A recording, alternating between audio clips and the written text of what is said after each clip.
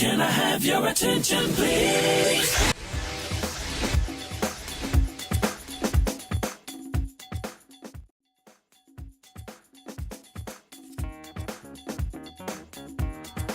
Welcome to Leadership Tuesdays with Nona Ogunsula on womenatliberty.com.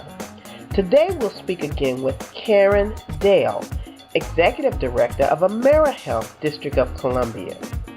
We'll focus on leadership today, and Karen will give us some information on her background as well as some of the tools that guides her in her decision making.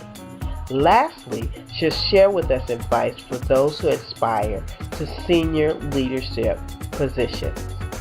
But before we begin, let's review some information on AmeriHealth Caritas and AmeriHealth District of Columbia. AmeriHealth Caritas is a subsidiary of Independence Blue Cross. Founded in 1983, they are based in Philadelphia, Pennsylvania.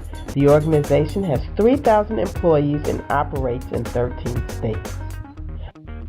AmeriHealth District of Columbia is a subsidiary of AmeriHealth Caritas. They purchased certain assets of the former Chartered Health Plan.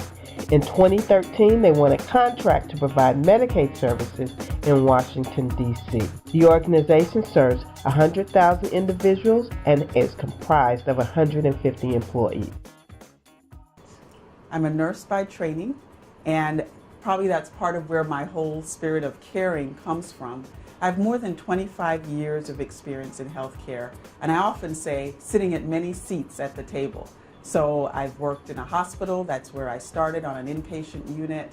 I have worked on the public health side, working for the DC Department of Health.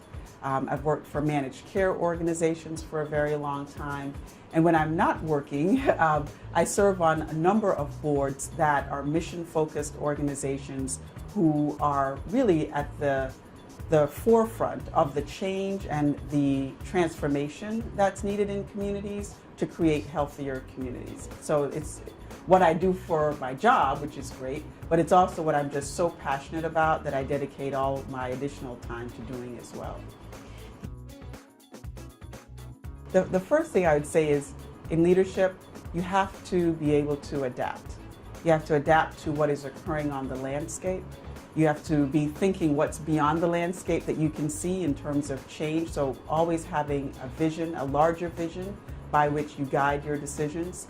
Not taking anything personally, because people will bring all of who they are to the job every day and to all the various meetings and circumstances that you might encounter.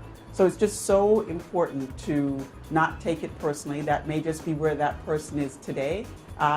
They may be in a different place tomorrow. But how you respond makes all the difference.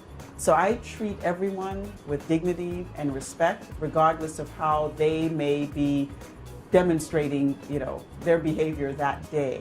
And making sure that in making every decision that it's inclusive, that the senior team and the layers below them are involved and included, because if you make a decision just top down and people don't feel as though they are part of that, then they may be going along following orders, but they're not bringing their full energy and spirit to it.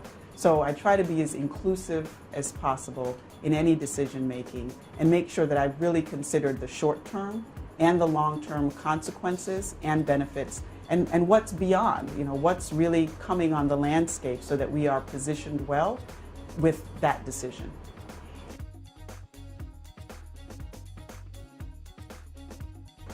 Couple of things. The first is, I would say it's so important to have a mentor or a supporter.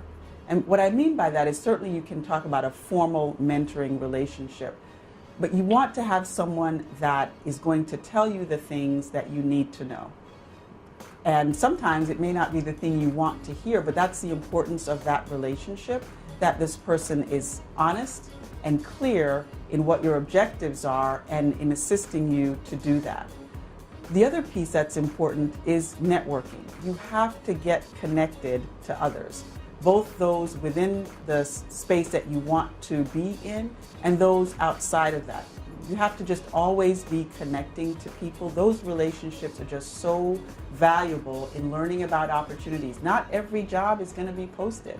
You know, there are usually networks and then networks within networks. So you have to really connect with people in order to have that support that you need to get where you need to go. The other thing is to really play to your strengths.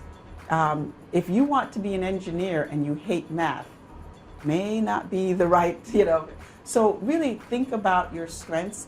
Encourage others to give you feedback about your strengths, because sometimes you may not see yourself the same way others do. So get that feedback and definitely play to your strengths. You can bring more passion and energy to something that it's really what you want to do or what you enjoy doing. So don't force yourself into something that it isn't what is really meant for you.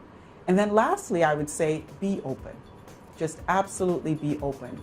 The opportunity that you may have conceived may not be as big as you can really aspire to do. And so be open and believe in yourself, looking for those opportunities that give you that opportunity to really shine. Thank you.